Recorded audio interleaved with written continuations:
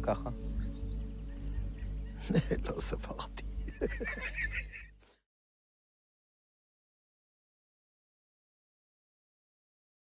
היה לי מקלע עם 250 כדורים.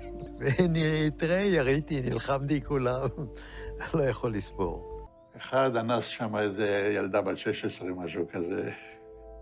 אתה מבין? אבל זה מכוער מאוד. היה לנו בחור אחד, הוא נפטר, הוא היה פרא אדם. הוא לקח פשוט מאוד ורצח אותם בתוך המכלאות. בתוך המכלאות, הם היו במכלאות, אתה יודע, חוטי ברזל כאלה, עגולים כאלה, אספו כל הגברים. הם יושבים שם, כולם, על הרצפה, ובא מישהו ולוקח תת מקלע ומתחיל להבעתי, וזה אסור לספר, אני לא אדבר על זה, כי זה יכול להיות סקנדל שלם.